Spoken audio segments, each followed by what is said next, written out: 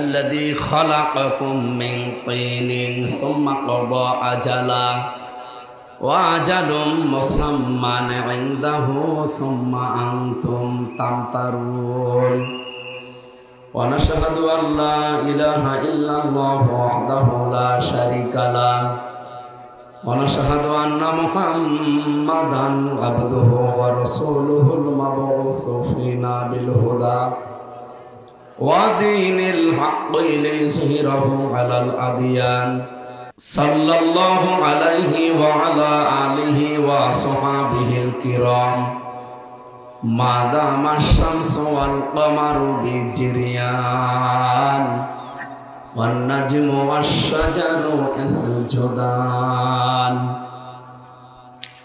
فقد قال الله تعالى في كلامه المجيد وبرهانه التوحيد জবান খুলে পড়েন আউযু বিল্লাহি মিনাশ শাইতানির রাজীম বিসমিল্লাহির রহমানির রহিম ওয়া মিনান নাসি মান ইয়াশতারি লাহওয়াল হাদিস মান ইয়াশতারি লাহওয়াল হাদিস ليضل عن سبيل الله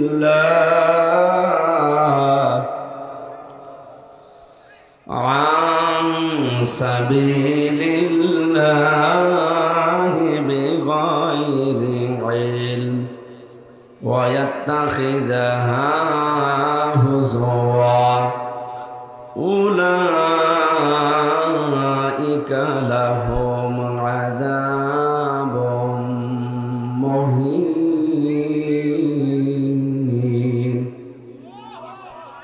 وقال تعالى في آيات أخرى والعصر صدقت يا ربنا عن أبي هريرة رضي الله تعالى عنه قال قال النبي صلى الله عليه وسلم كل أمتي يدخلون الجنة إلا من أبى قيل يا رسول الله صلى الله عليه وسلم من أبى قال من أطاعني دخل الجنة ومن عصاني فقد أبى رواه ابن ماجه وقال تعالى في شأن رسوله وما زادهم إلا إيمانا وتسليما اللهم صل على سيدنا مولانا محمد রেখো না মনেতে ভয় বান্দা খোদার দূর হয়ে যাবে বাধা সব তোমার আমার এক মালিক আছেন আমাদের রব আছেন আমাদের রব আলহামদুলিল্লাহ।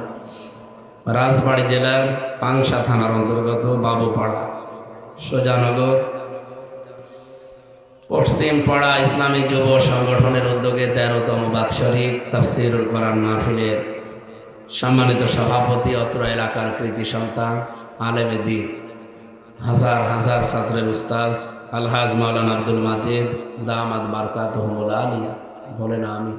এতক্ষণ যিনি আলোচনা রাখলেন চুয়াডাঙ্গা থেকে আগত মাওলানা হোসাইন মাহফুজ, মঞ্চে বসা আছেন বাংলাদেশ জামাত ইসলামী এই আসনের জন্য জাতীয় সংসদ সদস্য নমিনি শ্রদ্ধাভাজন বড় ভাই জনাব হারুনুর রশিদ দামাত বারকাতুহুল আলিয়া, মঞ্চে বসা আরো ওলামা একরাম, আমি অনেকের নাম জানি না, দোয়া করছি একবারে ওয়ারফা'না লাকা যিকরাক, বলেন আমি।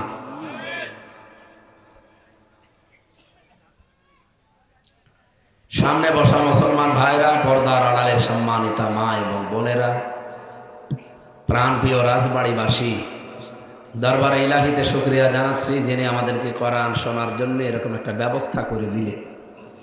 এই জায়গায় যদি শুধুমাত্র নর্তকী এসে নাচতো, এখানে আসা বসা, এখানে শ্বাস প্রশ্বাস নেওয়া প্রত্যেকটাই গোনা হতো। শুধু কোরআনে কারিম থাকার কারণে এখানে আপনার আসা বসা শ্বাস প্রশ্বাস নিঃশ্বাসে নেকি হচ্ছে। সুতরাং যে আল্লাহ এরকম একটা সুযোগ দিলেন, খুশি হয়ে বলেন আলহামদুলিল্লাহ।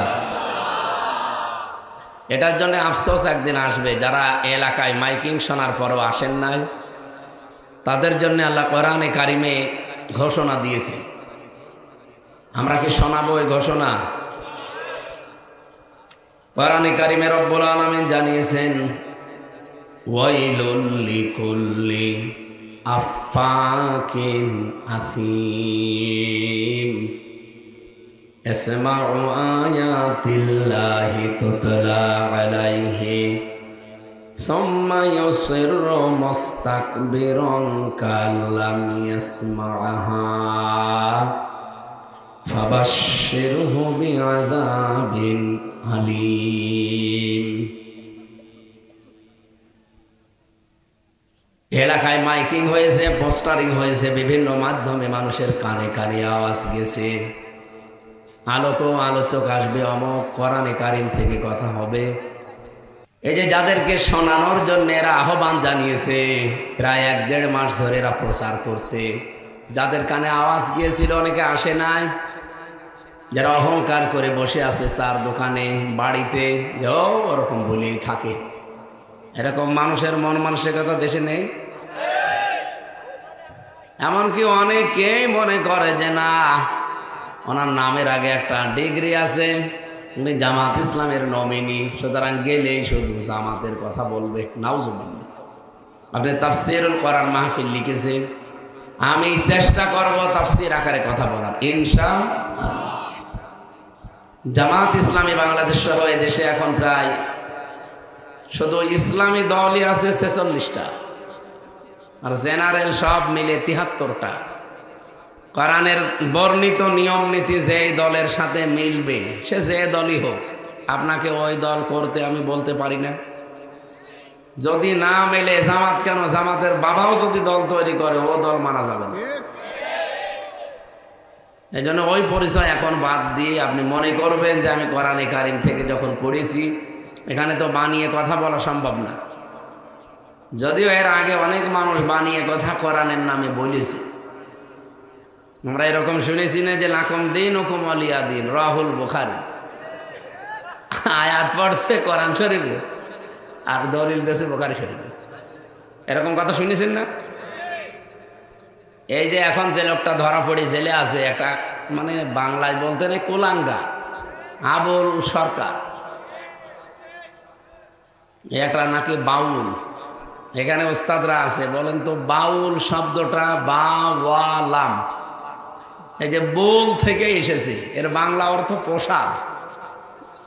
যারা এই সমস্ত উল্টাপাল্টা জিনিস খায় তারাই বাউল হয়, কারণ বাউলের আখড়া তো আমার ওখানে, ওই যে লালন।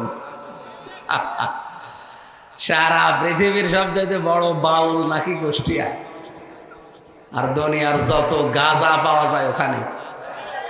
এবার একটা নির্ভরযোগ্য শুনলাম, সূত্রে শুনলাম, প্রায় 8 কোটি টাকার উপরে শুধু গাঁজাই বিক্রি হয়েছে। কারণ সারা পৃথিবীতে একটাই মাত্র জায়গা নিরাপদ যেখানে পুলিশ পাহারা দিয়ে গাঁজা খাওয়ায়। পৃথিবীর কোনো জায়গায় আমি পাহারা দিয়ে গাঁজা খাওয়ায় পাইনি, আর পেলে পুলিশে ধরে, আর ওখানে পুলিশ পাহারা দেয় যে খা, আমরা আসি। এই জন্য এক ভক্ত বাবুল বলছিল যে যদি এখানে গাঁজা খাওয়া বন্ধ হয়ে যায় তো 30% লোকও এখানে আর আসবে না। আসলে এই বাউলদের জীবনী পড়ে দেখেন, আমি একটু টাচ পেয়েছি। এদের এই পোশাক, পায়খানা, আরো বাকি যে জিনিসের নাম বলা যায় না, ওই সমস্ত জিনিস ওরা খায়। আর আলেমদের গালি দেয় যে আমি তো গালিটা দিতে পারছি না, বলে গান বাজনা নাকি জায়েজ নেই, এই কথা এই আলেম নামে কিছু মানে সেই তারপর শয়াকার লয়াকার এরা নাকি বলে নাউজুবিল্লাহ। আমি যে আয়াত পড়েছি সূরা লোকমানের 6 নম্বর আয়াত, এই যে গান বাজনা যে নিষিদ্ধ, এই আয়াত তার প্রমাণ। ওয়ামিনান নাসি মা ইয়াশতারি লাহওয়াল হাদিস, এই লাহওয়াল হাদিসের ভেতরে এই বাউলদের গানও আছে। কারণ যেগুলোর কোনো অর্থ নেই, ওরা এমন এমন কথা বানিয়েছে আল্লাহকে পর্যন্ত গালি দিচ্ছে। এই আবুল সরকারকে এমনি ধরেছে, ও আল্লাহর অস্তিত্বে আঘাত দিয়েছে। ও বলছে কুল আউযু বিরাব্বিন নাস মালিকিন নাস ইলাহিন নাস, তার মানে আল্লাহ নাসার জন্য বলেছে সবাই নাস। অথচ নাস মানে কি? মানুষ। আর নাস মানে মনে করছে নাচানাচি করা। কোরআনের অর্থ বিকৃতি করছে কেন? কারণ ওর যে খালা, ও আগে বিক্রি করত। কথা বলছেন এখানে, ও বলতো না লাকুম দীনুকুম ওয়ালিয়া দীন, রাহুল বুখারী। ওদের খালা, কারো মা, কারো ভাবি, কারো আপা, কত কিছু। সে যখন বলতো ওদের মুরিদ, এখন ওদের দিকে যারা টেনে টেনে যায়, তারাও দেখছি ওদের সাপোর্ট দিচ্ছে। এখন এই ফরহাদ মজহার নামে আমি স্পষ্ট বলছি, এটা একটা নাস্তিক। এর জট আর চট ছাড়া কিছু নেই। অবশ্যই বাবুল সরকার, আবুল সরকারকে ধরা মানে আমাকে ধরা, নাউজুবিল্লাহ। তাহলে তো ওরাই ধরা ভালো ছিল। তাহলে এই কথাগুলো ওর না, আসলে ওকে ইন্ধন দিয়ে বলাচ্ছে এই ফরহাদ মজহারের মতো হাজারো নাস্তিক। কান খাড়া করে শুনে রাখেন, 54 বছরে যখন পারেন নাই বাংলায়, আমি বললাম না সামনে আপনি কিছুই পারবেন না। এদেশে এখন আর আগস্টের 5 তারিখের আগে নেই, এদেশ পাল্টিয়ে গেছে। কোনো কিছু করে আপনি দাদাদের ভরসায় টিকে থাকবেন? দাদারা এখন ধুতি খুলে যাচ্ছে। টের পাচ্ছেন কি শুল্ক চাপিয়েছে তাদের উপরে ওই সাদা চামড়ারা? দাদার ধুতি থাকে কিনা দেখেন। দাদারা মহা চাপে আছে এখন। আমার মনে হয় বিশ্বাস যে আপারে ওরা ফেরত দিয়ে দেবে, দিল বলি। কারণ ও সুবহানাল্লাহ বলছে। সুবহানাল্লাহ তো আমার বলার দরকার। আপনি কি কোনো ঝামেলা পড়েছিলে? ও খালা, চাচা, চাচি, এরপরে আপা, ভাবি, যাই বলে যা করেছে, সুবহানাল্লাহ তো আমার বলার দরকার। অন্তত আমি চাই উনি যখন ফাঁসির আসামি, এখন ফাঁসির আসামি না, মনে অন্তত 3 দিন হলেও যেন ফাঁসির কন্ডেম সেলে থাকে। আর আমি যা দেখে এসেছি 3 দিন ওখানে থাকলেও পটল তুলবে, মরে যাবে। একটু কড়াকড়ি করা দরকার, এমনি মরে যাবে। এই মানুষগুলোর কপালে আসলে হেদায়েত নেই, বিশেষ করে কাওয়া কাকু। এরপরে এই যে কালো হয়ে গেছে জাহান্নামী মানুষদের মতো কামালের চেহারা দেখেছেন? অবুজুহু ইয়াউমাইদিন আলাইহা গাবারা তারহাকুহা কাতারা। কাতারার আগে আলিফ লাম দিলে হয় আল কাতরা। কি হয়? আল কাতরা কোথায় দেয়? কি কালো দেখেছেন? আমি ওনার চেহারার দিকে তাকিয়ে দেখলাম, চেহারাটা ঠিক এই কোরআনের আয়াতের সাথে মিলিয়ে গেছে, যে জাহান্নামী মানুষদের চেহারা এরকম কালো হয়ে যাবে। অপরাধ যা করেছেন এখনো পর্যন্ত অনুশোচনা আসেন আপনাদের, এখনো পর্যন্ত আপনাদের বৃদ্ধি বাড়তেই আছে। এখনো আপনি সেই স্লোগান দিতে আছেন কন্ডেম সেলের ভেতর থেকে, এমনকি পিজন ভ্যালের ফাঁকা দিয়ে বলছে জয় বাংলা। ও জয় বাংলায় হয়ে গেছে। আশা করছি এরকম কোনো কথা সামনে উস্কানি দিলে আর ফাঁদে পা দেবেন না। যাই আছেন 32 নাম্বার 33 হয়ে গেছে, তো এবার 34 হয়ে যাবে। কত মানুষ আওয়াজ তুলছে, জায়গাটা এখন আমরা খেলার মাঠ বানাবো। যেভাবে আছে অন্তত থাক কিছুদিন, উস্কানি দেবেন, এইটা 34 নাম্বার হয়ে যাবে।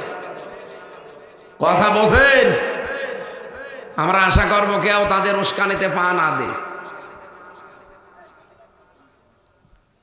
সুতরাং এই বাউল নামে যারা এখন উল্টাপাল্টা কথা বলেন, এদের পেছনে আছে কিছু নাস্তিক রাম আর বাম। এরা মশাল মিছিল বের করে, এই মশাল দিয়ে ওদের পেছনে আগুন দেওয়া দরকার।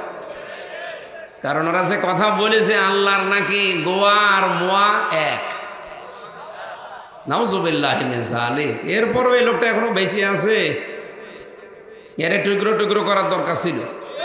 তাহলে এই দেশে অন্তত এই বাউল নামে ফাউল যারা, এরা সব টাইট হয়ে যেত। মানুষের ভেতরে বহু মানুষ এমন আছে, তারা এই অনর্থক কথাবার্তার এগুলো টাকা পয়সা দিয়ে আবার কিনে আনে। এই যে বাউলের গান দেয়, জারি গান দেয়, এমনকি আমার এলাকায় কুষ্টিয়াতে আমার গ্রামের বাড়ি যেখানে গাজির গান দিস। তার নিয়ত কি? ছেলে বিদেশে গেছে, ও নিয়ত করেছিল যদি ভালোভাবে যেতে পারে তা আমি গাজির গান দেব, এটা নিয়ত হইল। আমারে জানানোর পরে আমি ওসি সাহেবকে বললাম, দেখেন ওরা গাজির গান মানে বোঝেন মেয়ে লোককে পুরুষ বানাবে আর পুরুষকে মহিলা বানাবে, জিনিসপত্র লাগিয়ে শাড়ি ব্লাউজ পরিয়ে নাচাবে আর রাতের বেলা উল্টাপাল্টা জিনিস খাবে। আপনি একটু লক্ষ্য করে দেখবেন এগুলো যেন না হয়, কারণ আমার 3-4 বাড়ি পরে এ হলে দোষ আসবে যে হুজুররা এগুলো করাচ্ছে। পেছনে তো জোকের মতো লেগে আছে অনেকে। ওসি সাহেব এসে পড়াটা ভেঙে দিয়েছে। এখন ওরা আমার বাবার কাছে এসে বলেছে ও ভোটে দাঁড়িয়েছে না, ভোট কি করে চাইতে আসে আমরা দেখবো। আমাদের এত বড় মান্যত নষ্ট করে দিল, একটা মান্যত হইল। বহু মানুষ এই দেশে এরকম উল্টা পাল্টা মান্যত করে যে আমার ছেলে যদি অসুস্থ হয়ে যায় তাহলে লালনের গান দেব। নাউজুবিল্লাহ, এরা আসলে জানে না এই লাহওয়াল হাদিস, সবগুলো লাহওয়াল হাদিস। এগুলো মানুষ করে কেন? লিউদিল্লাহ আন সাবিলিল্লাহি বিগাইরি ইলম, যেন মানুষদেরকে তারা আল্লাহর পথ থেকে ফিরিয়ে রাখতে পারে। ওয়াত্তাখিদাহা হুজওয়া, তারা আল্লাহর আয়াতগুলোকে হাসি তামাশা এগুলোই পরিণত করে দিয়েছে। এদের জন্য আল্লাহ একটা শাস্তিও দিয়েছে, উলাইকা লাহুম আযাবুম মুহিন। আল্লাহ মনে হচ্ছে এভাবে দেখাচ্ছে, উলাইকা লাহুম, এদের জন্য আযাবুম মুহিন, অপমানজনক শাস্তি আল্লাহ রেডি করে রেখেছি। সুতরাং কোনো বাউল ফাউল, কোনো জারি গান, কোনো লালনের গান, কোনো গাজির গান অন্তত এই 92% মুসলমানের দেশে আর হবে না। যারা এগুলো এতদিন করেছেন, বুঝে করেছেন না বুঝে করেছেন আমরা জানি না, আগামীতে এগুলো হবে না, যে সংস্কৃতির নামই দেন। কেউ কেউ জানাচ্ছে যে বাউল গান নাকি বাংলা সংস্কৃতির ঐতিহ্য। কোথায় পেয়েছেন আপনি? ইতিহাস আপনি বানাবেন নাকি? আমি নিচে নামলাম না, ঠিক আছে। সুতরাং যারা আওয়াজ শোনার পরে অহংকার করে আসলেন না তাদের তো ক্ষতি হচ্ছে। আর যারা এসেছেন, আল্লাহ রাব্বুল আলামিন বলেন যারা এসেছে এদের দায়িত্ব কি? পানজালনা ইলাইকাল কিতাবা বিদ্দিকরি লিউবাইলিতুবাজ্জিনা লিন্নাসি মা নুজিলা ইলাইহিম ওয়া লাআল্লাহুম ইয়াতাফাক্কারুন। কোরআনে কারীমের শ্রোতা যারা এখানে বসে আছে, যারা শুনতে এসেছে, তাদের দায়িত্ব কি? রব্বুল আলামিন বলেন যখন তাদের সামনে কোরআনের আয়াত স্পষ্ট ব্যাখ্যা বিশ্লেষণ করা হয়, এই মানুষগুলো যেন এই কথা নিয়ে বাড়ি যেয়ে চিন্তা ভাবনা করে। আমার বলার দরকার বলে গেলাম, আপনি শোনার দরকার শুনে চলে গেলেন না। আপনার দায়িত্ব দিয়েছে আল্লাহ, বাড়ি যেয়ে এই কথাগুলো নিয়ে চিন্তা ভাবনা করবেন। কথা বলেন না কেন? এটা সূরা নাহালের ভেতরে 44 নম্বর আয়াতের শেষের দিকে পাবেন, 14 নম্বর পারা 11 নম্বর পৃষ্ঠা 4 নম্বর লাইনে আছে। এখন আমরা যারা শুনতে আসে নাই, জানলাম তাদের জন্য যন্ত্রণাদায়ক শাস্তির ঘোষণা আছে। যারা অহংকার করে আসলেন না, যারা শুনতে এসেছেন তারা তো ঝামেলায় পড়ে গেলেন। এখন যদি আপনি এগুলো না মানেন, চিন্তা ভাবনা না করেন, এখন যারা আমরা বলতে এসেছি আমাদের দায়িত্ব কি? আগে শুনলাম যারা আসে নাই, এখন শুনলাম যারা এসেছেন, এবার আমরা যারা বলতে এসেছি, এরপরে বলবো যারা এই আয়োজন করেছে কমিটি।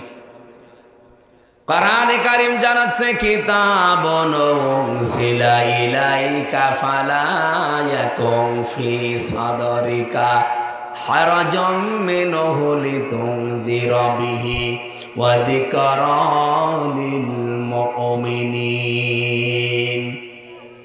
রব্বুল আলামিন বলেন এই একটা কিতাব হে নবী আপনাকে আমি দিলাম, শুধু চুমা খাবেন আর মাথার উপরে রেখে দেবেন না।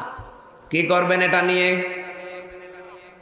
হারাজাম মিনহু লিতুনযিরা বিহি, এই কোরআন দিয়ে যখন মানুষদেরকে সতর্ক করবেন তখন আপনার মনের ভেতরে যেন কোনো সংকীর্ণতা না আসে।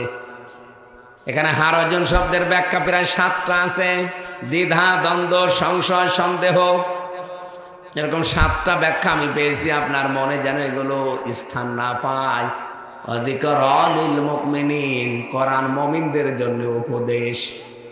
প্রশ্ন আসতে পারে মনের ভেতরে, সন্দেহ সংশয়, এগুলো কিভাবে আসে? দুইটা জবাব পেয়েছি তাফসিরে। এক নম্বরে, কোরআন যারা শুনতে আসে, হে নবী আপনি যখন প্রচার করবেন মনে হতে পারে কথাগুলো সব যদি বলি তাহলে অনেক মানুষ হয়তো মন খারাপ করতে পারে। কারণ যারা বাউলের ভক্ত, কোরআনের কথা বললে যেহেতু বাউল নামে ফাউল এগুলো টিকবে না, তারা মন খারাপ করবে। এক কথা বলেন এখানে। যারা লালনের ভক্ত, লালন যে কোন ধর্মের লোক সে নিজেও জানে না, সুতরাং কোরআনের কথা বললে ওইটাও টিকবে না। ওর মতবাদে যারা আছে তাদের মন পাওয়া যাবে। এমনকি আবহমান কাল থেকে এই দেশে বহু এবাদত চলে আসছে যেগুলো আসলে এবাদত না। কোরআনের কথা বললে যেগুলো তো টিকবে না, হে নবী আপনি দেখবেন ওই মানুষগুলো মন খারাপ করছে, আপনি তাদের দিকে তাকিয়ে কোরআনের কথা চেপে যাবেন, এমন যেন না হয়। দুই নম্বরে, আপনি যেহেতু বলতে এসেছেন প্রচার করতে, আপনার মনে হতে পারে যদি সব বলি তাহলে আমার হাদিয়া তোফা নজর নিয়াজ এগুলো কমে যেতে পারে, নাও দিতে পারে। এই দিকে তাকিয়েও কোরআনের হক কথা আপনি বন্ধ করতে পারেন না। তাহলে আমরা যারা বলতে এসেছি যেটা আছে ঠিক আমারে ওইটা বলা লাগবে। কথা বলে না কেন? এবার যারা এসেছে দায়িত্বে, এত বড় বিশাল প্যান্ডেল সাজিয়েছে, 1 বছর আগে দাওয়াত নিয়ে এত প্রচারণা করছে, এই কমিটি এলাকার মানুষ, এদের দায়িত্ব কি? রব্বুল আলামিন বলেন ইত্তাবিউ মা উনজিলা ইলাইকুম মির রাব্বিকুম ওয়া লা তাত্তাবিউ মিন দুনিহি আউলিয়া কলিলাম মা তাযাক্কারুন। শুধু হামজা একা ধরো তা না, ইত্তাবিউ বহু বচন, সবাই মিলে অনুসরণ করো। মা উনজিলা ইলাইকুম মির রাব্বিকুম, যেটা তোমাদের রবের পক্ষ থেকে তোমাদের উপরে নাযিল হয়েছে। রাজবাড়িবাসী এক বাক্যে জবাব দেন তো তার নাম কি? আরো জোরে, জোর হলো না। ওয়ালা তাত্তাবিউ, অনুসরণ করা যাবে না, মিন দুনিহি আউলিয়া, কোন অলির বহু বচন আউলিয়া, এই জন্য কোন অলির অনুসরণ দরকার নেই। বাংলা অর্থ শোনার পরে মনে হচ্ছে আল্লাহ মনে হয় অলিদের বিরুদ্ধে। আপনি দেখেন বাংলা অর্থই তো বললাম, ওয়ালা তাত্তাবিউ মিন দুনিহি আউলিয়া, কোন অলির অনুসরণ করা যাবে না। মনে হচ্ছে বাংলা অর্থ শুনে আল্লাহ তার অলিদের বিরুদ্ধে। কলিলাম মা তাযাক্কারুন, অল্প কিছু মানুষ এখান থেকে উপদেশ নেবে আর বাকিগুলো সব মুখ ফিরিয়ে চলে যাবে। তাহলে বাংলা অর্থ শুনলে উনি আল্লাহর অলিদের বিরুদ্ধে, অথচ অন্য আয়াতের সাথে আয়াত কিন্তু কন্ট্রাডিকশন। আলা ইন্না আউলিয়া আল্লাহি লা খাউফুন আলাইহিম ওয়া লা হুম ইয়াহজানুন, কোনো ভয় নেই, কোনো চিন্তা নেই যারা আল্লাহর অলি তাদের। তাহলে আয়াতের সাথে মিল করাবেন কি করে? এই এদিকে তাকান, আরে বাদাম বিক্রি করে একটু বন্ধ রাখেন তো ঘন্টাখানি, পরে বিক্রি করি। এই আপনি কোন দিকে তাকান? আমি কথা বলছি না, এদিকে তাকান। আল্লাহ রাব্বুল আলামিন খুব ভালো করে আগে জানেন, কারণ ওনার কাছে অতীত বর্তমান ভবিষ্যৎ সব জানা আছে। উনি ভালো জানেন যে 2025 সাল আসবে, বাংলাদেশের মতো একটা দেশ হবে, সেখানে এমন কিছু আবেগওয়ালা উম্মত আছে যারা আমি আল্লাহর চাইতে ওদের আব্বাকেই বড় মনে করবে। এখন করে না, নিজের বাবাকে না, অনেক ডিজিটাল বাবাকে তারা আল্লাহর উপরে তুলে ফেলে। আল্লাহ যেহেতু ভালো করে জানে যারা আমি আল্লাহর চাই, যারা আব্বার গুরুত্ব বেশি দেবে, এই জন্য কোনো আব্বার অনুসরণ দরকার নেই। অনেককে তো বিভিন্ন ওলি আল্লাহ যারা আমরা শুনি তাদেরকে সব বাপ বলে ডাকে। আমি একটা তথ্য পেয়েছিলাম কোরআনে কারিমে, এই যে কাদিয়ানিরা কাফের, এটা আমরা কেন বলি? কারণ 6666টা আয়াতের মাত্র একটা আয়াতের 4 ভাগের 1 ভাগ একটা শব্দ 4টা অক্ষর তারা মানে না। আমার শ্বশুর বাড়ি চুয়াডাঙ্গায়, জীবননগর থানা উথলি, ওখানে কাদিয়ানিদের মসজিদ আছে, ওরা নামাজ পড়ে আমাদের মতো, কোরআন শরীফ পড়ে, আজান দেয়, মসজিদের ইমাম, মুয়াজ্জিন, খাদেম সব আছে, কিন্তু ওদের সাথে কোনো মুসলমান আত্মীয়তা করে না।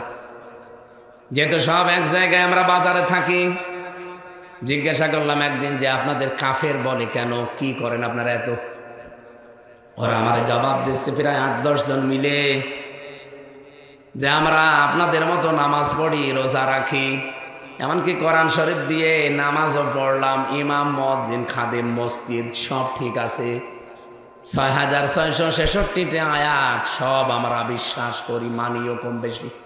কিন্তু একটা আয়াত সূরা আহজাবের 40 নম্বর আয়াতের একটা শব্দ আমরা মানি না, বিশ্বাসও করি না।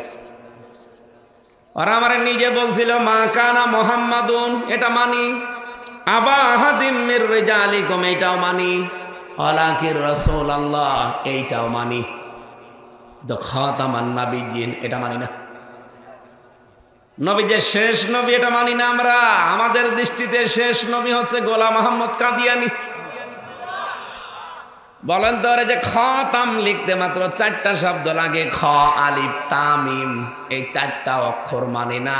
তামাম পৃথিবীতে কোন বিষয় আলেমরা একমত হওয়া কঠিন, কিন্তু এই বিষয়ে সব আলেমরা তামাম দুনিয়ায় একমত, কাদিয়ানীরা কাফের। এই কাফের ঘোষণা দেওয়ার জন্য বাংলাদেশে মাঝে মাঝে দেখেন কত বড় বড় সেমিনার হয়, মহাসমাবেশ হয়ে গেল, সারা বিশ্বের বিভিন্ন দেশ থেকে আলেমরা এসেছিল। বাংলাদেশে শুধু কাদিয়ানী বাদ দিয়ে কোনো পক্ষের লোক, কোন দলের লোক বাদ ছিল না সেখানে যেতে। সবাই আমরা দাবি জানাচ্ছি, আরজি জানাচ্ছি, সবাই ধর্ণা দিয়েছি যে এই কাদিয়ানীদেরকে কাফের ঘোষণা করা লাগবে রাষ্ট্রীয়ভাবে। আমার প্রশ্ন, তারা কোরআনের মাত্র একটা শব্দ মানে না, কিন্তু যাদের কাছে আমরা দাবি জানাই তারা প্রায় 918টা আয়াত মানে না। আমার এই ছোট্ট মাথার ভেতরে আমি পেয়েছি কোরআনে কারীম, এই রাষ্ট্র চালাতে হবে কোরআন দিয়ে, দেশ চালাতে হবে, এটা 918 জায়গায় আছে। সারের মতো বড় বড় মাথা যাদেরও আরো বেশি পাবে। 918 আয়াত যারা মানে না, তাদের কাছে যদি আপনি দাবি করেন যে কাদিয়ানীরা কাফের, এটা আপনারা লিখিত দেন, ওরা বলবে আমরা তো ওদের চাইতে আরো বড় কাফের। ওরা হয়তো বলে না তাই, বাস্তবে কিন্তু তাই। যারা একটা শব্দ না মানলে কাফের হয়ে যায়, অথচ এই দেশে আমরা 918 আয়াত না মেনেও মুসলমান দাবি করছি। বাংলার মুসলমানেরা এবার আরে পাগলামি করলে চলবে না। যেই কলম দিয়ে কাদিয়ানীদের কাফের ঘোষণা দেওয়া হবে লিখে, এবার মুসলমানেরা ওই কলমের মালিক হতে চায়। কি হওয়া যাবে না এবার? সে সময়ও এসে গেছে, সুযোগ আল্লাহ করে দিয়েছে। এরপরেও যদি কিছু নামধারী মুসলমান, আলেম নামে দালাল, এগুলোর ফতোয়াবাজির কারণে যদি এদেশে এবার সত্যিই এই কলমের মালিক মুসলমানেরা হতে না পারে, কিয়ামতে তারা ধরা খাবে। আমি আশা করছি কথা বুঝে ফেলেছি। রব্বুল আলামিন শুধু আমাদের কাছ থেকে না, আমি এই যে আলেম বসে আছে যারা এদের জিজ্ঞাসা করেন, কোরআনে হাদিসে বহু মাসলা মাসাইল আছে যেগুলো তামাম পৃথিবীর মুসলমানেরা একমত না, অনেকটাই। শুধু বাংলাদেশে একমত না এরকম আছে, কিন্তু কাদিয়ানীরা কাফের, তামাম দুনিয়ার সব মুসলমান একমত। আল্লাহ রাব্বুল আলামিন শুধু আমাদের কাছে না, এই পৃথিবীতে যত নবী পাঠিয়েছিলেন, প্রত্যেকের কাছে অঙ্গীকার নিয়েছেন। ওয়াইযা আখাযাল্লাহু মিসাকান নাবিয়্যিনা লামা আতাইতুকুম মিন কিতাবিন ওয়া হিকমাতিন সুম্মা জাআকুম রাসূলুন মুসাদ্দিকুল লিমা মাআকুম লা তুমিনুন্না বিহি ওয়া লা তানসুরুন্না।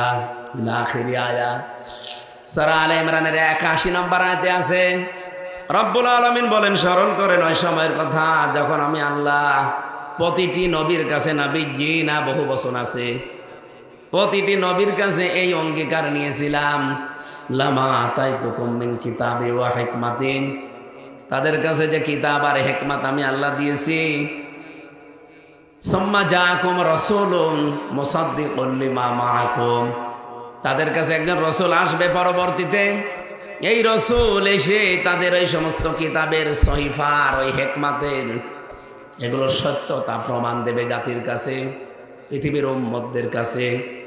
লা তুমিনুন্না বিহি ওয়া লা তানসুরুন্না, তাদের দায়িত্ব লামে তাকিদ নুনে সাকিলা দিয়েছেন, তারা যেন বিশ্বাস করে ওই নবীর উপরে এবং তাকে যেন সাহায্য করে। আল্লাহ পাক বলেন ক্বালু ক্বালা আ'আকরারতুম ওয়া আখাযতুম আলা যালিকুম ইসরি ক্বালু আ'আকরারনা ক্বালা ফাশহাদু ওয়া আনা মা'আকুম মিনাশ শাহিদিন। যে অঙ্গীকার নিলাম তোমাদের কাছে এর উপরে কি তোমরা টিকে থাকবে? এই যে আমার নবীকে তোমরা ঈমান আনবে নবীর প্রতি এবং তাকে সাহায্য করবে, বিষয় কি তোমরা টিকে থাকতে পারবে? তারা প্রত্যেক নবী জবাব দিয়েছে আমরা পারবো, আমরা সাক্ষী দিলাম। ক্বালু আকরারনা, আমরা স্বীকার করলাম। রব্বুল আলামিন বলেন তাদের কথা শোনার পরে আমি ছেড়ে দেইনি। ক্বালা ফাশহাদু, আমি বলেছি সাক্ষী থাকলাম আমি। ওয়া আনা মা'আকুম মিনাশ শাহিদিন, এবং তোমাদের সাথে আমার ফেরেশতারাও সাক্ষী আছে।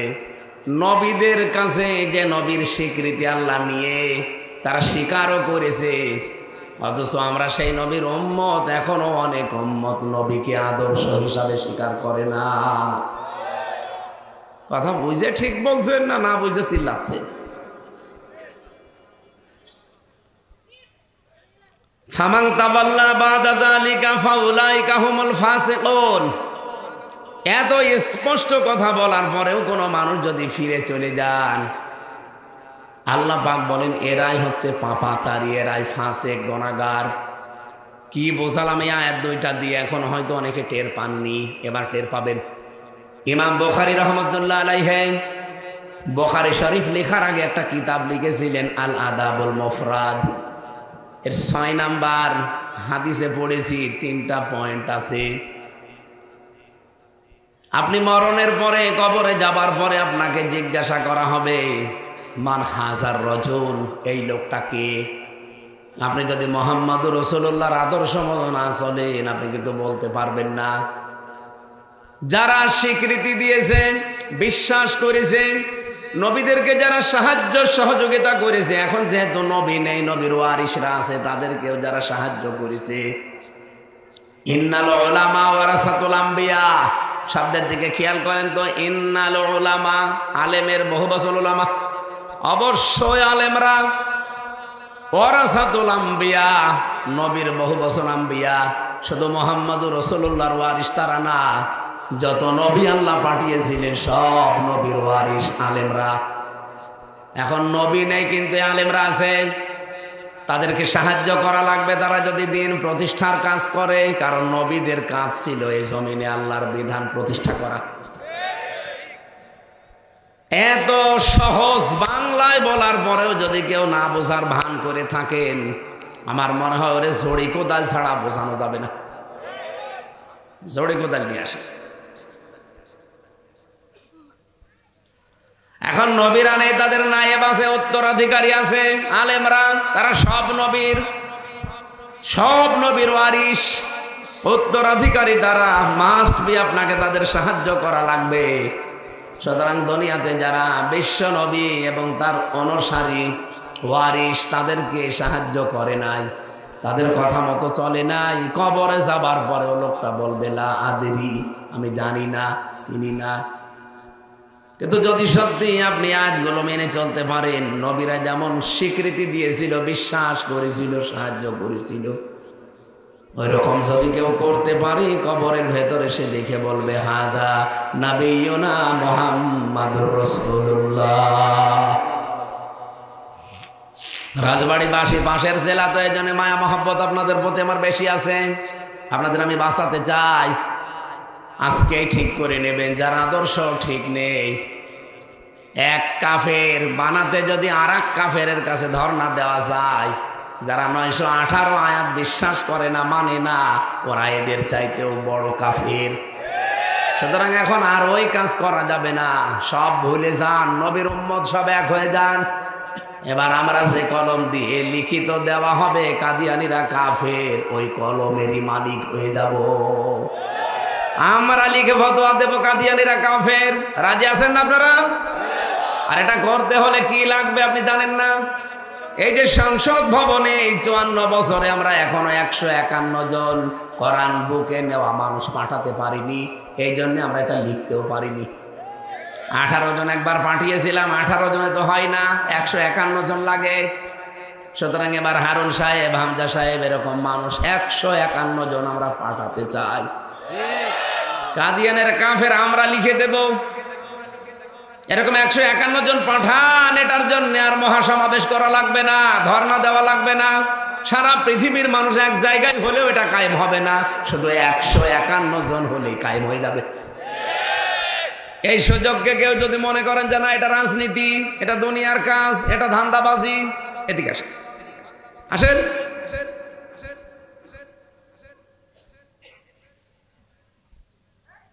নবীদের দোয়াগুলো পড়েছিলাম। হযরত সুলাইমান নবী দোয়া করেছিলেন, ক্বালা রাব্বি গফিরলি ওয়া হাবলি মুলকান লা ইয়ামবাগি লি আহাদিম মিন বা'দি ইন্নাকা আনতাল ওয়াহ্হাব। সূরা সাদের 35 নম্বর আয়াতে দেখবেন সুলাইমান নবী দোয়া করছেন, রব্বুল আলামিন আমাকে মাফ করে দেন, আর আমাকে এমন একটা রাষ্ট্র ক্ষমতা দেন যে আমার পরে আর কাউকে দেবেন না। ইন্নাকা নিশ্চয় আপনি, আনতা আবার আপনি, ইন্নাকা আনতাল ওয়াহ্হাব নিশ্চয় আপনি, আপনিই মহাদাতা, সুতরাং এটা আপনিই দিতে পারেন। নবীর দোয়ার সিস্টেম দেখেছেন যে আমাকে মাফ করেন আর আমাকে রাজ্য ক্ষমতা দেন, আমার পরে আর কাউকে দেবেন না এরকম ক্ষমতা। আমার নবী মুহাম্মদ রাসূলুল্লাহ দোয়া করেছিলেন, সূরা বনী ইসরাঈলের 80 নম্বর আয়াতের শেষের দিকে আছে, ওয়াজআলনি মিন লাদুনকা সুলতানান নাসীরা। হে আল্লাহ আমাকে রাজ ক্ষমতা দাও যার ভেতরে তোমার সাহায্য থাকে। হযরত ইউসুফ নবী দোয়া করছেন, 55 নম্বর আয়াত আছে সূরা ইউসুফের, ক্বালা রাব্বি জাআলনি মুকিমা ক্বালা রাব্বি জাআলনি খাযাইনিল আরদ ইন্নী হাফিজুন আলীম। তিনি বাদশাকে বলেছিলেন আমাকে খাদ্য মন্ত্রণালয়ের দায়িত্ব দেন, খাদ্য মন্ত্রী আমারে বানিয়ে দেন, আমি এ বিষয়ে জ্ঞান রাখি এবং সংরক্ষণ করতে পারবো। আমার প্রশ্ন এই যে এতগুলো নবীর দোয়া বললাম, পুরা কোরআন শরীফ আমি দেখেছি 25টা দোয়া আছে, 25 জন নবীর 25টা দোয়া পড়েছি আমি, সবগুলো দেশ রাজ্য এ সংক্রান্ত। আদম নবী শুধু দোয়া করেছিলেন, ক্বালা রব্বানা যালামনা আনফুসানা, আল্লাহ আমাকে মাফ করে দেন। আর বাকি যত নবীর দোয়া জীবনে পড়লাম, সব নবী রাজ্য চেয়েছেন, ক্ষমতা চেয়েছেন। আমার প্রশ্ন, নবীরা যে ক্ষমতা চেয়েছিলেন, রাষ্ট্র ক্ষমতা ভোগ করার জন্য, কথা বলা লাগবে, টাকা পয়সা বেশি কামাবো এই জন্যে, চাঁদাবাজি করবো এই জন্যে, কেন? তারা চেয়েছিলেন রাজ্য ক্ষমতা হাতে আসলে মানুষের ভেতরে ন্যায় বিচার কায়েম করা যাবে। তাছাড়া আপনি একথা জীবনে বলতে পারবেন যে আমাদের নবী ক্ষমতা ভোগ করার জন্য চেয়েছিলেন? উনি তো 13 বছর দেখলেন মক্কায় দাওয়াত দিয়ে দিয়ে যে না কিছুই হয় না। 13 বছর, এই এটা গুরুত্বপূর্ণ সময় এসে ডিস্টার্ব করে।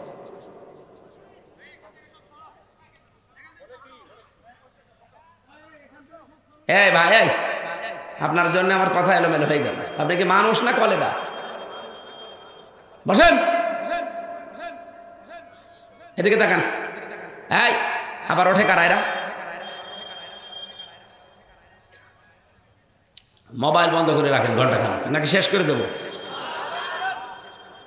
বিশ্বনবী মুহাম্মদুর রাসূলুল্লাহ ক্ষমতা ভোগ করার জন্যে, টাকা পয়সা কামাই করার জন্যে, দুনিয়ায় আরামে থাকবেন এই জন্যে তিনি আল্লাহর কাছে ক্ষমতা চাননি, রাষ্ট্র ক্ষমতা চেয়েছিলেন মানুষের ভেতরে ন্যায় বিচার করার জন্যে। আল্লাহর কসম আমি কোরআন হাতে নিয়ে বলতে পারি, যদি মন থেকে দেশে যারা জামাত ইসলামী করে তারাও ক্ষমতা ভোগ করার জন্য, টাকা পয়সা কামাই করার জন্য, ক্ষমতা পাওয়ার খাটাবে এই জন্য রাজনীতি করছে না, করছে আল্লাহর বিধান জমিনে কায়েম করার জন্য। এর বাইরে যদি কারো মন থাকে তারা ভোট দেবেন না। এর বাইরে যদি হারুন সাহেবের মন থাকে যে না মাল কামাবো, জীবনও ভোট দেবেন না। এরকম মন যে নেই তার প্রমাণ আমাদের প্রবসরী যারা মাওলানা নিজামী, এই কথা বলেন না কেন? মাওলানা নিজামী রহমতুল্লাহ আলাইহির জীবনের দিকে তাকান। একটা মন্ত্রী ছিল, আপনি বোঝেন মন্ত্রী কি? আপনাদের এই আসনে যিনি ছিল এরকম মন্ত্রী না, রেল মন্ত্রী। উনি ছিলেন শিল্পমন্ত্রী, দেশ যারা কন্ট্রোল করে তার ভেতরে একজন। কৃষি মন্ত্রী, খাবার এই যে মুখে চলে আসে, যাদের মাধ্যমে এই বাংলাদেশে 5টা গুরুত্বপূর্ণ মন্ত্রণালয় আছে, তার ভেতরে 2টা উনি চালিয়েছেন, একটা শিল্প, একটা কৃষি। আমি কি বেশি বলছি? এরপরে অর্থ একটা আছে, স্বরাষ্ট্র একটা আছে, পররাষ্ট্র একটা আছে, এই 5টা। এই 5টার ভেতরে গুরুত্বপূর্ণ উনি 2টা চালিয়েছেন 5 বছর। এ আল্লাহর কি দয়া, 5 বছরে তার 4 আনা দুর্নীতি পাওয়া যায়নি।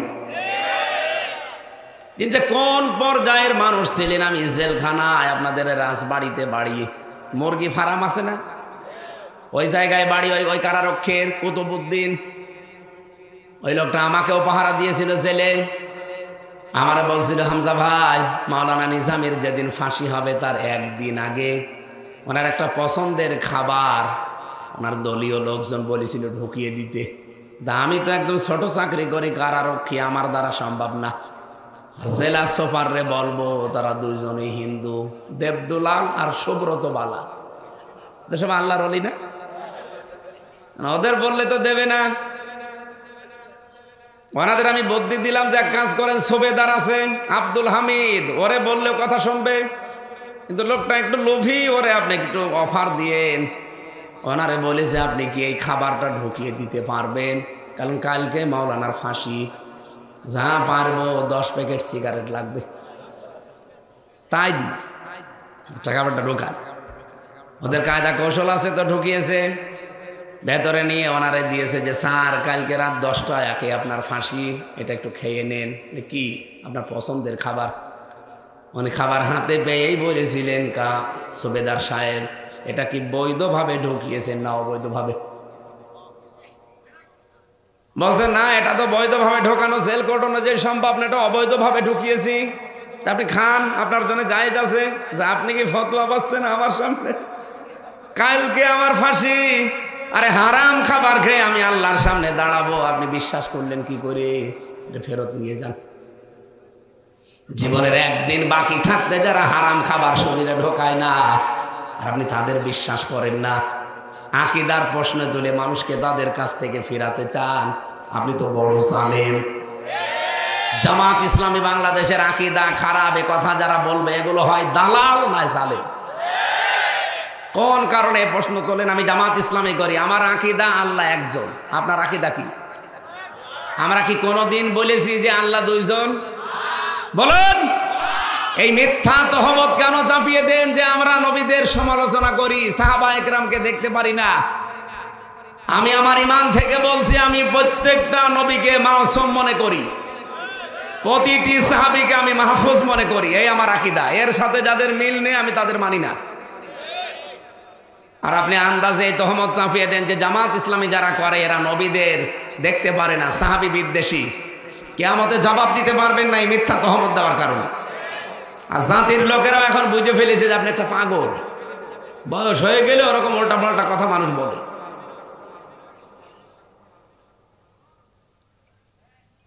রাজবাড়িবাসী আমি যেটা বোঝাতে চাই এখান থেকে, নবীদের সমস্ত দোয়াগুলোর সামারাইজ যেটা, তারা দুনিয়া ভোগ করার জন্য না, তারা যেহেতু ন্যায় বিচার কায়েম করার জন্য এটা চেয়েছিলেন। বাংলাদেশে 54 বছর চলছে, সাইদি সাহেব ওয়াজ করতে করতে মরে গেল, আমরাও শেষ হয়ে যাচ্ছি, কত হুজুরের হাট নষ্ট হয়ে যাচ্ছে ওয়াজ করতে করতে। যত ওয়াজ হয় তত চুরি বাড়ে, যত ওয়াজ হয় তত সুদ বাড়ে, যত ওয়াজ হয় তত বেপরদা বাড়ে। 54 বছর আগে এই দেশে চুরি বন্ধ হয়ে যেত যদি সূরা মায়েদার 38 নম্বর আয়াতটা আমরা সংসদে কায়েম করতে পারতাম। আস-সারিকু ওয়াস-সারিকাতু ফাকতাউ আইদিয়াহুমা। এই আয়াতটা যদি সে 71 সালে 72 সালে সংবিধানে আমরা যদি এটা লিখে সংসদে কায়েম করে দিতে পারতাম, বাংলাদেশে চুরি বলে কিছু থাকতো? বলেন বলেন। অভাবের চুরি হলে হয়তো তার স্বভাব ভালো করে দিতাম, আর যদি স্বভাবের চুরি হয়তো হাত থাকতো না। একটা দেখলে এই পোড়া চোরগুলো এমনি ভালো হয়ে যেত। এই জন্য আমরা কোরআন হাদিস বুঝে এ পথে এসেছি। আমরা জানি যে ওয়াজ করে চুরি বন্ধ হয় না, ওয়াজ করে ডাকাতি বন্ধ হয় না, ওয়াজ করে জেনা বন্ধ হয় না। এটা বন্ধ করার জন্য রাষ্ট্র লাগে, আইন লাগে। যেন আল্লাহর কসম, আমাদের উদ্দেশ্য দুনিয়া ভোগ করা না। আমারে আল্লাহ যা দিয়েছে কোরআন সামনে নিয়ে বলছি, মরণ পর্যন্ত আমি বসে বসে খাবো, পায়ের ওপর পা তুলে দিয়ে, কিচ্ছু লাগবে না। আর আমার যা আছে, আমার বাবার যা আছে, যেহেতু আর ছেলে মেয়ে নেই, আমি একা, কিচ্ছু লাগবে না। রক্ত পিচ্ছিল পথে এসেছি নবীদের এই দোয়াগুলো বুঝে, যে এই দেশে আল্লাহর বিধান এমন এমন আছে যেগুলো ওয়াজে হবে না, নসিহত করে হবে না। এ দেশে আইন কায়েম করা লাগবে। আশা করছি আপনারা বুঝেছেন। এবার আমরা 300 এমপির ভেতরে রাজনীতি মনে করলে করেন, যদি মনে করেন এটা ধান্দাবাজি করেন, কিন্তু আমি এটা বলবো, এবার 151 জন এই দেশে সংসদে আমরা পাঠাতে চাই। আমরা 2টা আয়াত 2 জায়গা থেকে পড়েছি। আমরা একটা আয়াত পড়েছি সূরা আসরের প্রথম আয়াতটা। আমি আলোচনা যদিও সূরা লুকমান থেকে করার মনস্থ করেছিলাম, এই আয়াতটা গুরুত্বপূর্ণ মনে হচ্ছে আমার কাছে। এই আয়াতের উপরে কিছু কথা বলতে চাই। আলোচনার বিষয় হচ্ছে সময়। কি বললাম? এই পৃথিবীতে জীবিত মানুষদেরকে আল্লাহ যত নিয়ামত দিয়েছেন, সবচাইতে বড় নিয়ামতের নাম হচ্ছে সময়। একটা জীবিত মানুষের কাছে, এখানে কথা বলা যায়, কি করেন আপনি? একটা জীবিত মানুষের জন্য আল্লাহর পক্ষ থেকে পৃথিবীতে যত নিয়ামত আছে, সবচাইতে বড় নিয়ামতের নাম হচ্ছে হায়াত বা সময়। এটা যদি আল্লাহ আমাকে না দিত, বলেন, এখানে বসতে দিতেন? মরা হামজা, মরহুম হামজাকে কেউ প্রধান অতিথি বানাতো না। এখানে হারুন সাহেবের বলেন, ওনাকে আল্লাহ এই নিয়ামতটা যদি না দিয়ে মায়ের পেট থেকে ওই জায়গা থেকে নষ্ট করে দিত, উনি এখানে আজকে প্রধান অতিথি হয়ে বসতেন। কারণ মরা মানুষকে কেউ প্রধান অতিথি বানায় না। মাওলানা আব্দুল মাসেদ, উনি যত বড় আলেম হোক, আল্লাহ যদি ওনার হায়াত নামে এই মহা দৌলতটা না দিত, ওনার আজকে সভাপতি বানাতেন। তাহলে আমাদের জীবনের সবচাইতে বড় দামি জিনিসের নাম হায়াত, সময়। এটা যখন হেলায় খেলায় নষ্ট করবেন, হারিয়ে যাবে। যখনই চোখ বন্ধ হয়ে যাবে, তখন আফসোস যা শুরু হবে, ওই আফসোসের আর শেষ নেই। রব্বুল আলামিন আমাদেরকে সতর্ক বাণী দিয়েছেন, হাত্তা ইযা জাআ আহাদাহুমুল মাউতু ক্বালা রাব্বিরজিউন। আল্লাহর কাছে বলবে, যখন কোনো মানুষের কাছে মরণ চলে আসে, পেছনের দিকে তাকিয়ে বলবে, আল্লাহ আমাকে একটু সময় দাও, আমাকে ফিরিয়ে দাও। আমি যদি এবার ফিরিয়ে যেতে পারি, লাআল্লি আমালু সালিহান ফিমা তারাকতু কাল্লা ইন্নাহা কালিমাতুন হুয়া কাইলুহা ওয়া মিন ওয়ারাইহিম বারযাখুন ইলা ইয়াউমি ইউবাসুন। যে একবার এবার দুনিয়ায় সময় পাই, আমি আর হেলায় খেলায় নষ্ট করব না, আমি ভালো হয়ে যাব। আল্লাহ তখন বলবেন, ক্বালা কাল্লা, কখনো না। ক্বালা কাইলুম মিনহা, এটা তোর কথার কথা। এরকম কথা জীবনে বহু বলেছিস, একটাও ঠিক রাখিস নাই। কথা বলে না কেন? তোর জন্য একটা পর্দার আড়ালে একটা জগৎ আছে, তার নাম বারজাখ, কবরের জগৎ। ওখানে পড়ে থাক। নির্ধারিত সময় যেদিন হবে কিয়ামতে, আমি তোরে ডাক দিয়ে তুলবো। ওই কিয়ামতের ময়দানে আমার আল্লাহ বলেন, ফাইদা নুফিখা ফিস-সূরি ফালা আনসাবা বাইনাহুম ইয়াউমাইযিন ওয়ালা ইয়াতাসাআলুন। সিংহায় ফৎকার দিয়ে যেদিন তোমারে ডাকা হবে কিয়ামতের ওই ময়দানে, দুনিয়ায় যত রকমের সম্পর্ক ছিল সব সম্পর্ক আল্লাহ কাট করে দেবে। আনসব দিয়েছেন নসবের বহু বচন, তোমার দলীয় সম্পর্ক, আত্মীয়তার সম্পর্ক আর রক্তের সম্পর্ক, যত রকমের সম্পর্ক সব কাট হয়ে যাবে।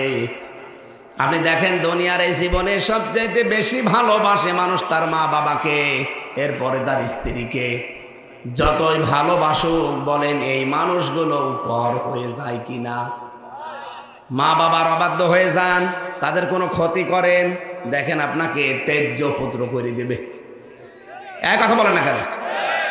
স্ত্রীকে আপনি যে ভালোবাসেন, কালকে যদি আপনার বউর সাথে তালাক হয়ে যায়, আজকে আপনার বউ এ পৃথিবীর সবচাইতে বড় শত্রু হয়ে যাবে। এমনকি সে দেন মোহরের টাকাও মাফ করবে না, বলে টাকা দেন। আর আমি তো দেখেছি মেয়ে লোকের কাছে কেউ যদি টাকা ধার করে, ও ছাতা 5 বার দিলেও শোধ হয় না। এই জন্য মেয়ে লোকের কাছে টাকা ধার করা ঠিক না। আমার নিজেরটা তো দেখেছি, একবার যদি 200 টাকার কোনো সময় নিয়ে থাকি, 5 বার দেওয়ার পরও নাকি শোধ হয় না। মনে উঠলেই বলে সে টাকা, অথচ আর 10 বার দেওয়া হয়ে গেছে, ওই 200 টাকায় শোধ হচ্ছে না।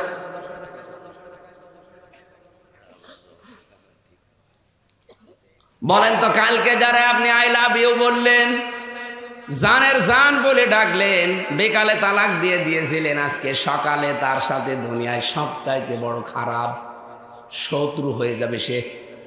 দুনিয়ায় যদি খালি একটা কথার কারণে তালাক হয়ে গেলে সে বড় শত্রু হয়, কিয়ামতের দিন আপনার বউকে আপনি দেখবেন কিন্তু সে আপনার দিকে তাকাবে না। কোরআনে কারীম জানিয়েছে, ওয়ালা ইয়াসআলু হামিমুন হামিমা ইউবাসসারুনাহু। মুখামুখি দেখা হবে, সামনাসামনি, অন্তরঙ্গ বন্ধু পর্যন্ত আপনাকে জিজ্ঞাসা করবে না যে বন্ধু কেমন আছেন। এরকম কঠিন অবস্থা আসার আগে নিজেকে পাল্টাও। কালকে যাকে আব্বাজান বলেছিলেন, শ্বশুর আব্বাজান, মেয়ে তালাক দিয়েছেন কালকে বিকালে, আজকে সকালে দেখা হলে আপনাকে আদর করবে, বাংলা গাল দেবে, বলবে এই তাল বর্ষা আকার লয়াকার এদিকে আয়। আমি কি বেশি বললাম? আপনি বউ তালাক দিয়ে শ্বশুরের কাছে যে বলেন তো আব্বা কেমন আছেন, জীবনেও জবাব দেবে না। বলবে তোর আব্বা ছিলাম গতকালকে পর্যন্ত, যার জন্য আব্বা বলবি সেই তো নেই। কিসের আব্বা? তুই আমার তাল বর্ষা আকার লয়াকার। যে শালা শালি আপনাকে এত ভালোবেসে দোলা ভাই বলে ওর বোনটাকে তালাক দিয়ে দিয়েছেন, আজকে ওরা আপনার এই দুনিয়ায় সবচাইতে বড় শত্রু। আমি কি বানিয়ে বলছি? তালাক দিয়ে দেখেন, স্বামীর স্ত্রীর ক্ষেত্রে এইটা আল্লাহ রাব্বুল আলামিন দুনিয়ার জীবনটাকে আমাদের সামনে এনেছেন একটা উদাহরণ দিয়ে। এদিকে তাকান, আল্লাহ পাক বলেন, ইয়ালামু আন্নামাল হায়াতুদ দুনিয়া লাইবু ওয়া লাহাবু ওয়া যিনাতুন ওয়া তাফাখুরুম বাইনাকুম ওয়া তাকাসুরুম ফিল আমওয়ালি ওয়াল আওলাদ। ইয়ালামু ইলম থেকে এসেছে, জ্ঞানের চক্ষু দিয়ে, দৃষ্টি দিয়ে ভালো করে জেনে রাখো দুনিয়ার জীবন। আন্নামা, আন্না বা ইন্নার পরে মা আসলে বাংলা অর্থ হয় কেবলমাত্র, একমাত্র, শুধুমাত্র, প্রকৃতপক্ষে, হবে এইটাই। আল্লাহ বলেন প্রকৃতপক্ষে একমাত্র দুনিয়ার জীবনটা খেলাধুলা, রং তামাশা ছাড়া কিছুই না। এখানে শুধু প্রতিযোগিতা হয়, আমি ওর চাইতে সন্তান আদি সম্পদ আদি কি করে বৃদ্ধি করব, শুধু এই প্রতিযোগিতা। বলেন তো, এখানে 100 বছর আগে আমরা কেউ ছিলাম, 100 বছর পরে কেউ থাকবো? এই যে মাঝখানে যে সময়টা চলে গেল, মাত্র এই 200 বছর পরে আমার মনে হয় এই রাজবাড়ি পাংশা এলাকায় আপনার নামও কেউ আর নেবে না। এটার নাম দুনিয়া। অথচ এখানে তাফাখুরুম বাইনাকুম চলছে, ও তাকাসুরুম ফিল আমওয়ালি ওয়াল আওলাদ চলছে। আল্লাহ একটা উদাহরণ সেট করেছেন, কামাসালি গায়সিন আজাবাল কুফার নাবাতুহু সুম্মা ইয়াহিজু ফাতারাহু মুসফাররা সুম্মা ইয়াকুনু হুতামা। কৃষকরা চাষ করে, ফলফলাদি ফসলাদি যখন বড় হয় দেখতে বেশ ভালোই লাগে, আশ্চর্যান্বিত হয়ে যায়, তাকে আন্দোলিত করে, আনন্দ দেয়। কিছুদিন পরে এই ফসল কাটার পরে দেখবেন হলুদ বর্ণ হয়ে যায়, শুকিয়ে যায়। আল্লাহ বলেন সুম্মা ইয়াকুনু হুতামা, ওটা খড় কোটায় পরিণত করি। এমনকি এমন অবস্থা করে দেয় মানুষ ওটা পুড়িয়ে ফেলতে পারলে বাঁচে। এত সুন্দর করে 6 মাস আপনি পরিশ্রম করে ফল গাছ বানিয়েছেন, গম গাছ, ধান গাছ, এত শ্রম দিয়ে দিয়ে শেষগুলো কেটে নিয়ে এবার ওই খড়কোটাটা কোনো কাজে লাগানো দূরের কথা, আগুন লাগিয়ে দিলে আনন্দ পায়, কারণ পরিষ্কার হচ্ছে। আল্লাহ এখানে হুতামা শব্দটা দিয়েছেন এ কারণে, আমি তাফসীর পড়তে গিয়ে দেখলাম আল্লাহ কেন হুতামা দিলেন। হুতামা একটা জাহান্নামের নাম। ওমা আদরাকা মাল হুতামা, হে নবী আপনি কি জানেন হুতামা কি? নারুল্লাহিল মুকাদা, এটা আল্লাহর চালানো আগুন। আল্লাতী তাত্তালিউ আলাল আফইদা, এটা যেখানেই লাগবে আগে কলিজায় পৌঁছিয়ে যাবে। আল্লাহ খড়কোটার সাথে হুতামায় শব্দ দিয়ে ইঙ্গিত দিয়েছেন এ কারণে, আপনি দেখবেন খড়কোটার এক মাথায় আগুন লাগালে সঙ্গে সঙ্গে আর এক মাথায় চলে যায়। দেখেছেন? এক মাথায় আগুন লাগিয়েছেন, আর এক মাথায় যেতে 2 দিন সময় লাগবে।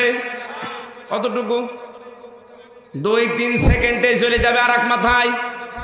আল্লাহ পাক বলেন জাহান্নামে হুতামায় আমি যাদেরকে দেব, যারা এখান থেকে শিক্ষা নেবে না যে দুনিয়ার জীবনটা একটা ছলনা, ধোঁকা, প্রতারণা, এরকম যারা মনে না করে দুনিয়া নিয়ে পাগল থাকবেন, জীবনের গুরুত্বপূর্ণ সম্পদ সময়টা যারা সঠিকভাবে কাজে লাগাবে না, আমি তাদের জন্য বলছি জাহান্নামে হুতামার মতো অবস্থান করব।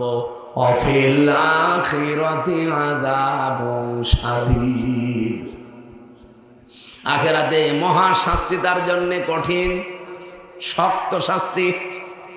মাগফিরাতুম মিনাল্লাহি ওয়া রিদওয়ান, কিন্তু যারা এখান থেকে শিক্ষা নিয়ে দুনিয়ার জীবনকে বুঝবে যে আসলে এটা খেলতামাশা, এটা ধোঁকাবাজি, প্রতারণা, ছলনা, এটা বুঝে যারা দুনিয়ার জীবন চালাতে পারবে তাদের জন্য 2টা পুরস্কার। 1 নম্বরে আমি আল্লাহ তাদেরকে ক্ষমা করে দেব, 2 নম্বরে আমি তাদের উপরে সন্তুষ্ট হয়ে যাব।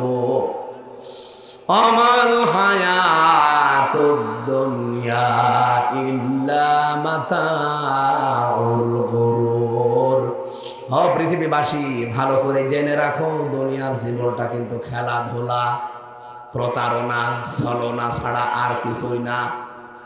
যেহেতু আমাদের দুনিয়ার সবচাইতে বড় সম্পদের নাম,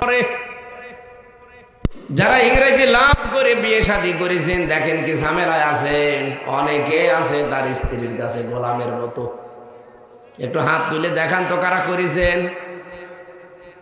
এলাকায় মনে হয় বিয়ে শাদী হয় না, আলহামদুলিল্লাহ। ইংরেজি লাভের কি করুন অবস্থা, আপনি কলেজে, স্কুলে, বিশ্ববিদ্যালয়ে যে দেখেন টয়লেটের ভেতরে একেবারে মনে হচ্ছে পড়ে আছে, বাপ মানে খালি প্লাস প্লাস। কথা বলছেন এখন? ইংরেজি লাভ করা কি বিয়ের আগে জায়েজ না হারাম? কত মানুষ কসম দেয় তাই হারাম প্রেমিকার মাথায় হাত দিয়ে, বলে তোর মাথায় হাত দিয়ে কসম করছি জীবনে তোরে ভুলে যাব না, অথচ মাথায় হাত দেওয়া হারাম। বিয়ের আগে মহিলার মাথায় হাত দেওয়া তোর জন্য জায়েজ আছে? কিসের কসম দিলি? যারা এরকম কসম দিচ্ছেন বা দেবেন, কসম রক্ষা করার দরকার নেই, কারণ কসমই তো হারাম। আল্লাহ রাব্বুল আলামিন এখানে যে লাভ আর লসের খতিয়ান আমাদেরকে জানাতে চেয়েছেন, আমি একটা উদাহরণ মিলিয়েছি। বিশেষ করে আমাদের দেশে, বাংলাদেশের মানুষ লাভকে লস মনে করে আর লসকে লাভ মনে করে। কি কথা বলেন এখন? বুঝেছেন না? বলেন। উদাহরণ হিসাবে মনে করেন যে হারুন সাহেব এমপি দাঁড়িয়েছে আপনাদের, মানে পরীক্ষা দিচ্ছে, ম্যাট্রিক পরীক্ষা। পরীক্ষার হলে যে কিছুই লেখে নাই, শুধুমাত্র নাম লিখেছে আর রোল নাম্বার। সাদা খাতা জমা দিয়ে বলছে স্যার গেলাম। স্যার বলছে কিছুই তো লেখা নেই। বলছে লেখা নেই তাতে কি হয়েছে? আপনি মাজার দিকে তাকান। মাজার দিকে তাকিয়ে দেখেন নল। নল বোঝেন? স্যার বলছে হারুন তুই চলে যা, কোনো অসুবিধা নেই, তুই নাম্বার পেয়ে যাবি। রেজাল্ট যেদিন বের হচ্ছে সেদিন উনি পরীক্ষার খাতা হাতে পেয়ে দেখছে 100-র ভেতরে 90। ওনার মা বাবা খুশি, উনি তো খুশিতে আত্মহারা হয়ে গেছে। ওনার আত্মীয় স্বজন এমন কোন প্রেমিকা পর্যন্ত খুশি যে জীবনে একটা জিনিস ধরেছি। জীবনে ক্লাসে যায় না, কলেজে যায় না, অথচ 100-র ভেতরে পেয়েছে 90। এরকম মানুষই তো চাই। বলেন তো তামাম দুনিয়ার সব মানুষ যদি বলে হারুন সাহেব সাকসেস, আপনাদের বিবেক থাকলে বলা লাগবে উনি ব্যর্থ। হ্যাঁ কথা বলছেন? হাজী আহমদ আলী আমার নানা, উনি পরীক্ষা দিয়েছে ওই ছোটবেলায়। কারো তা দেখে না, কারো কাছে জিজ্ঞাসাও করে না, যতটুকু যোগ্যতা আছে ঠিক লিখেছে, কিচ্ছু বলে না, কারো সাথে কথাও বলে না, এদিক ওদিকে তাকায়ও না, যোগ্যতা যতটুকু আছে অতটুকুই লিখেছে। পরীক্ষায় রেজাল্ট দেওয়ার পরে পেয়েছে মাত্র 33। ওনার মা বাবা নারাজ, ওনার বন্ধু বান্ধব যারা আছে সব নারাজ। কি করলি? 33। একটা কথা হলো, এত টাকা পয়সা তোর পেছনে খরচ করে তুই 100-র ভেতরে মাত্র 33। তামাম পৃথিবীর মানুষ ওনাকে বলবে যে ওনার দিয়া কিচ্ছু হবে না, উনি ব্যর্থ। বিবেক থাকলে আপনারে বলা লাগবে উনি হারুনের চাইতে সফল। কারণ অত পেয়েছে 90 না লিখে, আর উনি লিখে এত কিছু করে মাত্র 33। তারপরও এটাই আসল নাম্বার। আর আরেকজন পরীক্ষা দিয়েছে, যে আজকের দ্বিতীয় বক্তা হুসাইন, পরীক্ষার আগে প্রশ্নপত্র হাতে পেয়েছিল, লেখা ছিল যে 10টা প্রশ্নের ভেতরে 5টা প্রশ্নের উত্তর দেওয়া লাগবে। যেহেতু আগে হাতে পেয়ে গেছে এই জন্য 2-3 জনকে দিয়ে লিখিয়েছে। 8-10 পৃষ্ঠা লেখা শেষ। ওখানে পরীক্ষায় যে 3 ঘন্টা একাধারে বই দেখে দেখে দাড়ি কমা ফুল স্টপ সব শেষে উত্তর চাওয়া হয়েছে 10টার ভেতরে 5টা।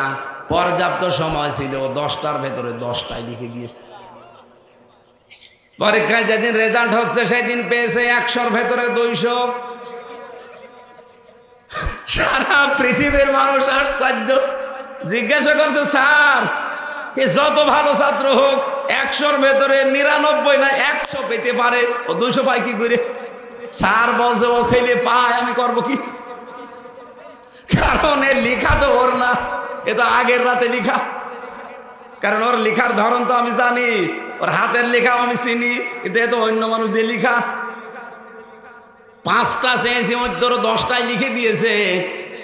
মনের মতো নকল করেছে, তাও বই দেখে দেখে দাড়ি কমা ফুল স্টপ কিচ্ছু বাদ যায়নি। যেহেতু আগের রাতে সময় পেয়েছে এই জন্য 153 জন আগে ঘোষণা দিয়েছে। কারণ জানে যে আমার অন্তত 50-এর উপরে থাকা লাগবে, 150 তো পাওয়া লাগবে। সেখানে 153 জন অলরেডি ঘোষণা দিয়ে রেখেছে, অন্তত ফেল করার কোনো সম্ভাবনা নেই। এমন কায়দা করে লেখা, আমি যে কলম চালাবো কোথায়? কোনো জায়গা পাচ্ছি না। দাড়ি কমা ফুল স্টপ পর্যন্ত দেওয়া, কারণ বই দেখে দেখে লেখা। এই জন্য আমি কাটতে কাটতে কিছুই পাইনি, 100-র ভেতরে 200 দিয়ে দিয়েছি। আর রাজবাড়িবাসী আমি হাসির জন্য বলি নাই, তাম দুনিয়ার মানুষ যদি বলে হোসাইন সাহেব সফল, আপনাকে বলা লাগবে বিফল।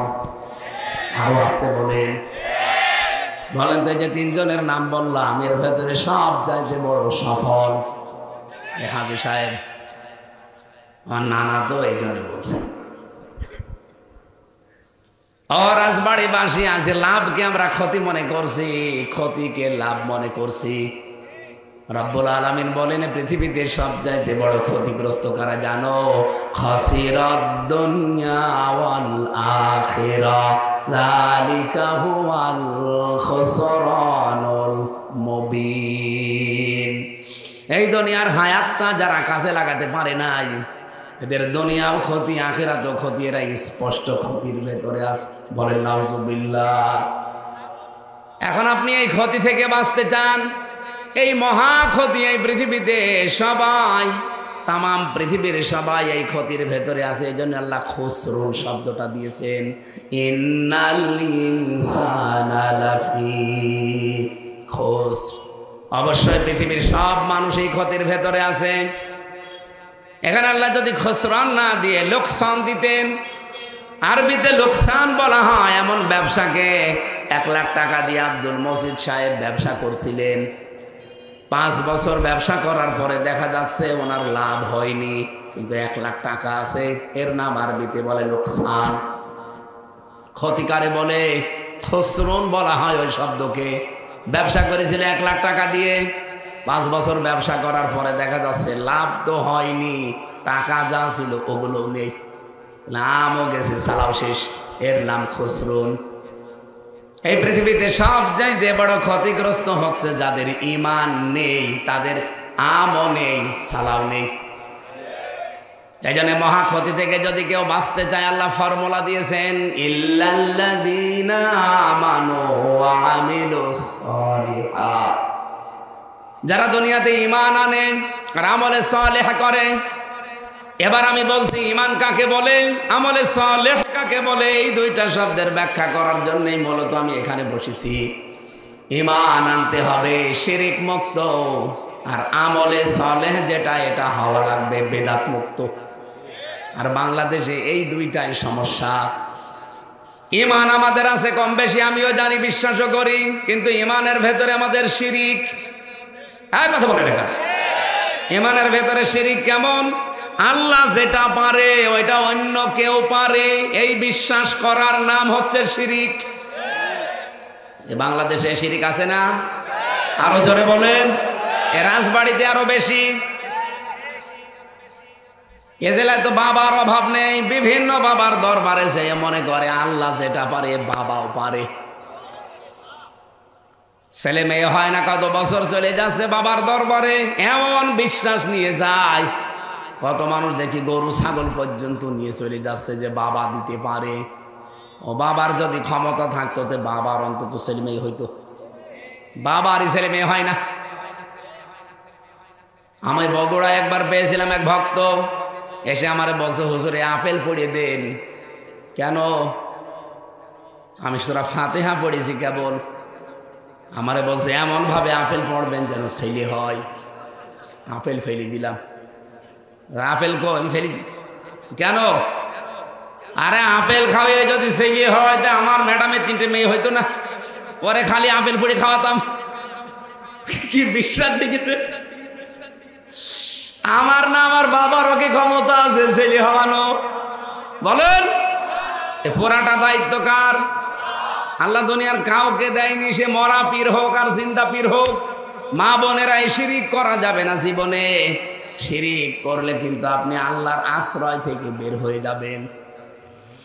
কোরআনে কারীম জানিয়েছে, আল্লাযীনা আমানু ওয়া লাম ইয়ালবিসু ঈমানাহুম বিযুলমিন উলাইকা লাহুমুল আমন ইলা আখির আয়াত। সূরা নামের 82 নম্বর আয়াতের প্রথম অংশে আছে, রব্বুল আলামিন বলেন, যারা ঈমান আনার পরে নিজের ঈমানকে শিরিকের সাথে, এখানে জুলুম মানে শিরিক, শিরিকের সাথে যারা মিশ্রণ করবে না, আল্লাহ বলেন উলাইকা লাহুমুল আমন, এই মানুষগুলোই আল্লাহর পক্ষ থেকে নিরাপত্তার হকদার। আল্লাহ পাহারা দেবে আপনাকে শিরিক মুক্ত ঈমান তৈরি করতে পারলে। আজকে থেকে সিদ্ধান্ত নিয়ে লেগে যান, দুনিয়া একদিকে চলে যাক, আমি শিরিকে যাব না। আরো জোরে বলেন।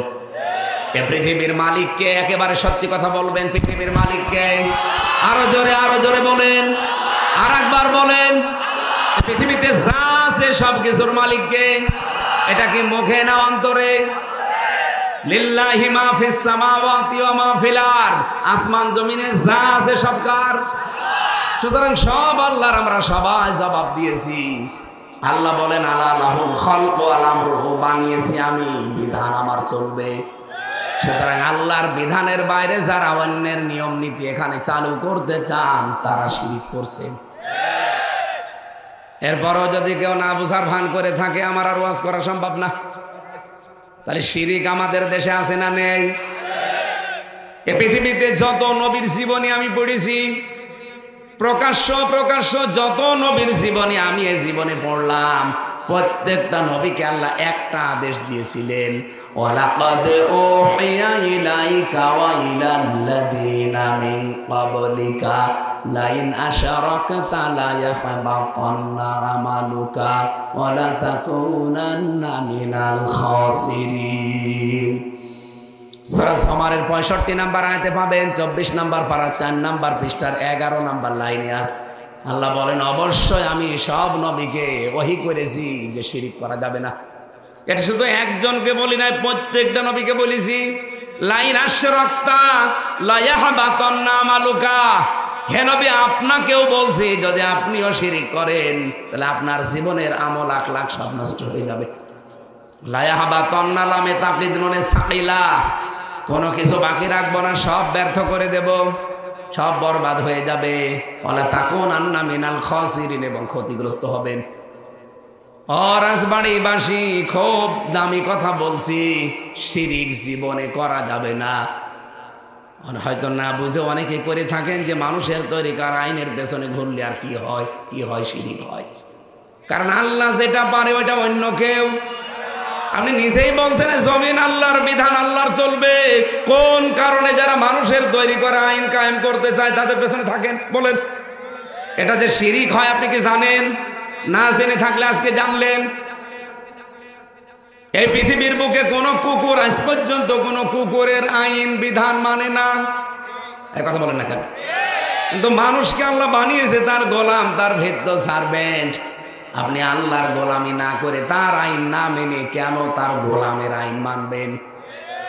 সুতরাং যারা মানুষের তৈরি করা আইন মানছেন, প্রশ্ন আসতে পারে এ কথা না বললে কি হয়, কি হল আপনার ঈমান থাকে না। আপনি তো বুঝতে পারছেন না, আমি বুঝে ফেলেছি এই জন্য বলছি। আজকে থেকে সিদ্ধান্ত পাল্টান, নাই ক্ষতিগ্রস্ত হয়ে যাবেন, মহা ক্ষতির ভেতরে পড়বেন।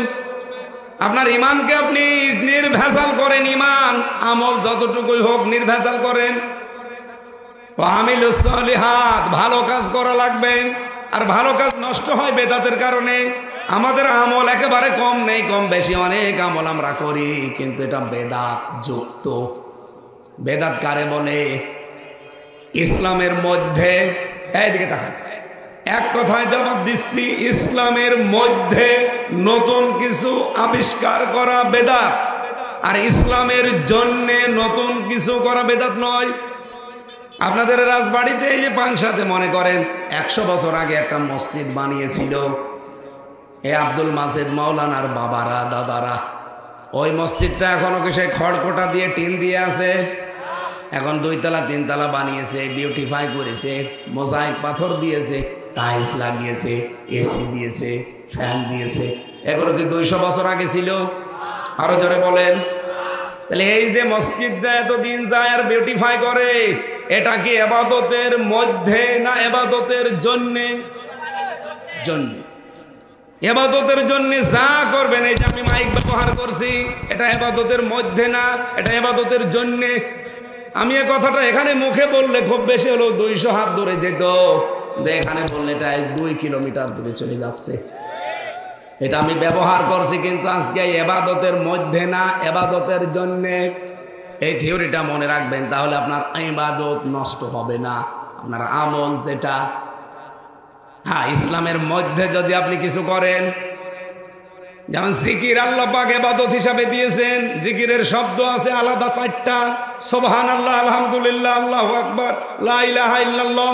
এর বাইরে যদি কোনো শব্দ আপনি যোগ করে বলেন যে না এইটাও ইবাদত, যেমন হো হো তৈরি করে নিলেন, তাহলে এইটা ইবাদতের জন্য করলেন না মধ্যে? এই মধ্যেটা মনে রাখবেন আর জন্যটা মনে রাখবেন। কেউ আপনাকে ধোঁকা দিয়ে বোকা বানিয়ে ইবাদত নষ্ট করাতে পারবে না। এই জন্য মহা ক্ষতি থেকে বাঁচতে হলে আপনার ইবাদত হওয়া লাগবে বেদাত মুক্ত। কথা বলে না কেন? অথবা সাউবিল হাক্কি, রব্বুল আলামিন বলেন, হ্যাঁ, ইবাদত যদি কেউ করতে চাই আল্লাহর বিধান থাকা লাগবে আর তরিকা থাকা লাগবে আমি রাসূলুল্লাহ। আমি মনে করলাম আল্লাহর বিধান আছে আমি করব না, আল্লাহর বিধান বহু আছে, কিন্তু ওটা যদি রসুলের তরিকায় না হয়। এদিকে তাকান, এই যে রোজা রাখা আল্লাহর বিধান আছে না? বলেন বলেন।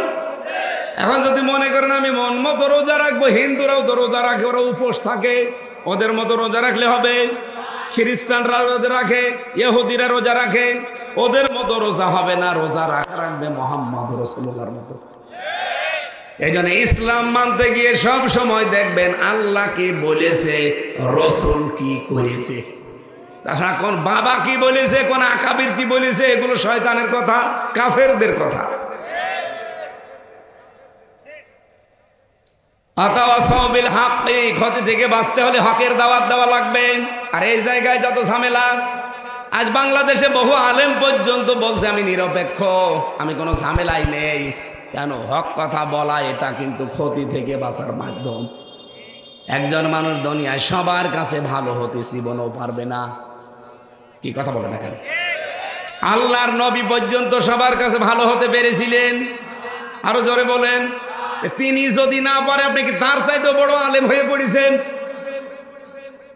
আমার জনপ্রিয়তা যদি ইসলাম কায়েমে কাজে না লাগে, এদিকে তাকান, আমার যে জনপ্রিয়তা এটা যদি ইসলাম কায়েমে কাজে না লাগে, আমি একজন আলেম, আমার এই এলেম যদি ইসলাম কায়েমে কাজে না লাগে, আমি যে ভাইরাল হয়েছি, এই ভাইরাল হওয়া যদি ইসলামের কাজে না লাগে, তাহলে আমারও ভাইরাল হওয়ার দরকার কি?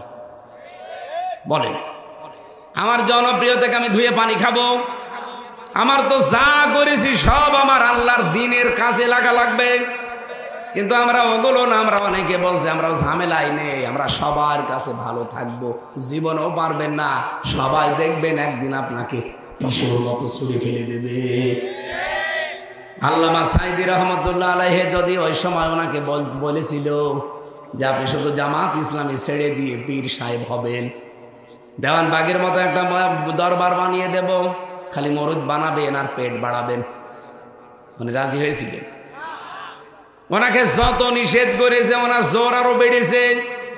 চট্টগ্রামের মাহফিল করতে নিষেধ করেছিল 3 দিন, উনি চালিয়েছে 5 দিন। এমনিতে ওনার জন্য সারা পৃথিবীর মানুষ এমনি কাঁদে। আমি মরে গেলে তো গরু ছাগলও কই, আমার ফাঁসির আদেশ হয়ে গেল, আমার মনে হয় একটা পিপিলিকাও মরে নাই।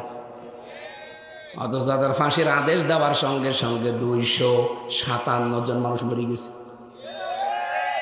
এরপরও আপনি টের পান না, খালি মুখ জোর করেন, গলাবাজি করেন। বলেন তার একটা মানুষ, সে তার শুধু ফাঁসির আদেশ দিয়েছিল, কার্যকর করে নাই, তাই এতগুলো মানুষ জীবন দিয়ে চলে গেল। আর আপনারও ফাঁসির আদেশ হয়েছে, একটা মানুষ তামাম দুনিয়ায় মরেছে, একটা কুকুর মরেছে, একটা পিপিলিকাও মরে নাই। পিঁপড়াও বলে কেন আমিও শয়তানের জন্য মরবো। হকের পথে থাকলে আল্লাহ একটা সম্মোহনী শক্তি দান করে। এই জন্য ক্ষতি থেকে বাঁচতে হলে আপনাকে হকের পথে থাকা লাগবে। কে কি বলে ওগুলো তোয়াক্কা করা যাবে না। থোড়াই কি আর আমি কিছু মনেও করি না, কারণ আমি জেলে যাওয়ার পরে বুঝে ফেলেছি দুনিয়ার জমিনটা পুরা ধোকা, ছলনা। আমার বউ ধোকা, আমার মা বাবাও ধোকা, আমার ছেলে তো নেই, মেয়ে ওগুলো ধোকা। দুনিয়ার জীবন আমি হালকা পাতলা বুঝে ফেলেছি। এজন্য হক কথা আমি বলবই, যদি আমার মা বাবাও নারাজ হয় হোক। আমাকে তো বাঁচতে হবে মহা ক্ষতি থেকে। হকের কথা এ পৃথিবীতে কোরআনের চাইতে হকের কথা আর আছে। এই জন্য আমাদের দাওয়াত হবে কোরআন কেন্দ্রিক। আতাওয়াসাউ বিস সাবরি, ধৈর্য ধারণ করার উপদেশ দেওয়া লাগবে। আর বাংলাদেশে এখন যে অবস্থা, ধৈর্যের বিকল্প কিছু নেই। আন্দাজে মাথা গরম করে কিছু করা যাবে না। আন্তর্জাতিক মিডিয়াগুলো হাঁ করে আছে। এই যে বাউলদের নিয়ে যেটা চলছে এখন, অনেকে রাজনীতি শুরু করেছেন, আমরা জানি কেন এগুলো করছেন। 127 বার চেষ্টা চালিয়েছে এই 15 মাসে, একবারও সফল হয়নি। এখন বাউলদের লাগিয়েছে। এই জন্য খুব সতর্কতার সহিত কাজ করা লাগবে। ওরা যেমন জাতে মাতাল হলো তাহলে ঠিক আছে, আমাদেরও এই সবর এখতিয়ার ছাড়া এখনো পায় নেই। ওরা পায়ে পা দিয়ে ঝগড়া বাঁধাবে, কিন্তু না, আগে যাক। আগে ফেব্রুয়ারির 7 তারিখ যাক। হ্যাঁ, কথা বলছে না কেন? ফেব্রুয়ারির 5 তারিখ পর্যন্ত ধৈর্য ধরে আছি। আপনি পায়ে পা দেবা না, মুখে পা দিলেও কিছু বলবো না। শুধু শুধু আপনি দেখছেন তা না, এটা তামাম দুনিয়া দেখতেছে। এখানে খুব সতর্কতার সাহিত্য চলা লাগবে। কয় মাস, 2 মাস, কয়দিন আছে মাত্র। আল্লাহ তুমি আমাদেরকে সবর এখতিয়ার মানে শুধু মায়ের খেয়ে যাবেন তা না। এক গালে মারলে বলবেন না যে ভাই আর একটা গালে দেন না। কি করে এইটা ওভারকাম করতে হয় সেই সিস্টেমগুলো সামনে পরিকল্পনায় নিয়ে আসবেন। এই 4টা কাজ যদি দুনিয়ায় কেউ করতে পারে, আল্লাহ বলেন তাকে আমি মহা ক্ষতি থেকে বাঁচিয়ে দেব। আল্লাহ তুমি আমাদেরকে বাঁচাও, বলেন আমিন। প্রতিটি উম্মত কিন্তু নবীজি বলেছেন কুল্লু উম্মতি, আমার প্রত্যেকটা উম্মত জান্নাতে যাবে। ইয়াদখুলুনাল জান্নাহ, ইয়াদখুলুনা মুজারে বর্তমান ভবিষ্যৎ প্রেজেন্ট ফিউচার, আমার প্রতিটি উম্মত জান্নাতে যাচ্ছে এবং যাবে। ইল্লা মান আবা, শুধু আবা যাবে না। সাহাবীরা বললেন আবা কি? নবীজি বললেন মান আতাআনি দাখালাল জান্নাহ, যারা আমাকে অনুসরণ করবে এরাই জান্নাতে যাবে। ওমান আসানি ফাকাদ আবা, যারা আমার অবাধ্যতা, আমাকে অনুসরণ না করে অবাধ্য হয়ে যাবে, এই মানুষগুলো অস্বীকারী, এরা জাহান্নামে যাবে। এই জন্য রাসূলুল্লাহর অনুসরণের মাধ্যমে এই 4টা কাজ দুনিয়ার জীবনে করে আমরা মহা ক্ষতি থেকে বেঁচে থাকতে চাই। লাভকে ক্ষতি, ক্ষতিকে লাভ আমরা মনে করব না।